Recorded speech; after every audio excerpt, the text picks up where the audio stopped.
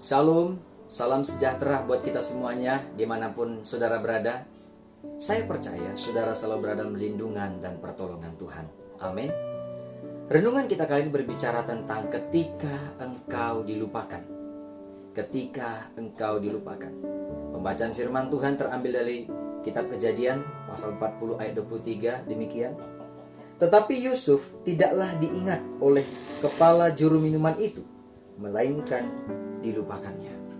Saudara, pernahkah saudara menolong seseorang, namun bukannya dia menunjukkan terima kasih, dia malah melupakan saudara?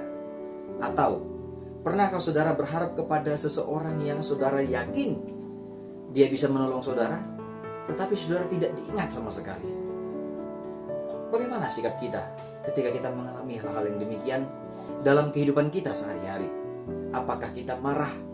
Apakah kita kecewa dan sakit hati? Saudaraku yang dikasihi oleh Tuhan, dalam renungan kita kali ini, Yusuf juga pernah mengalami pengalaman dilupakan oleh orang yang dia tolong dan orang yang dia percayai bisa menolong dia, saudara.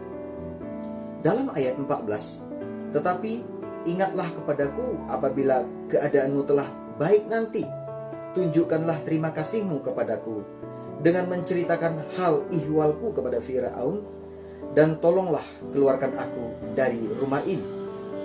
Yusuf sangat berharap sekali kepada juru minuman Raja Firaun, supaya ketika nanti dia keluar dari penjara dan dia kembali kepada posisinya yang semula, juru minuman ini menceritakan keadaan Yusuf kepada Firaun dan menolong Yusuf supaya dia dikeluarkan dari penjara itu.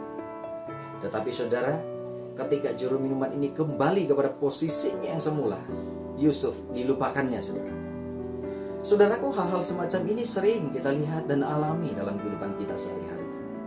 Orang-orang dengan begitu mudah tidak tahu berterima kasih. Orang-orang dengan begitu mudah melupakan kebaikan dan pertolongan orang lain.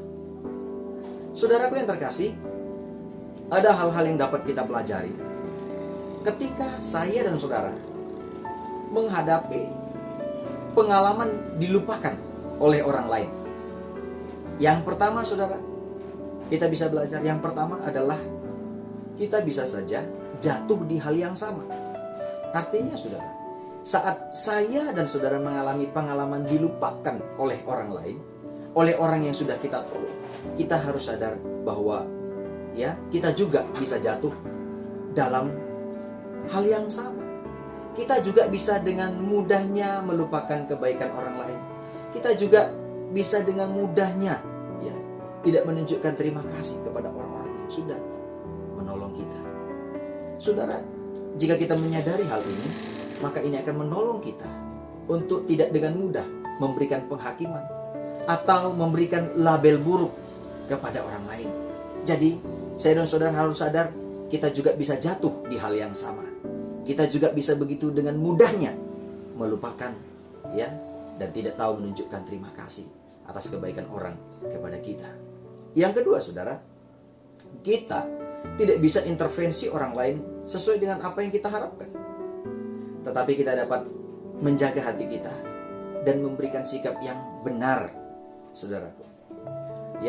Mungkin kita sudah menolong seseorang, kita sudah memberikan yang terbaik kepadanya, tetapi yang datang kepada kita adalah sikap yang tidak baik. Saudara, kita harus siap menerimanya. Kita harus siap menerimanya. Dan yang terakhir, saudara, kita tidak boleh berhenti untuk selalu berbuat kebaikan. Ada orang yang jera berbuat kebaikan karena tidak dihargai.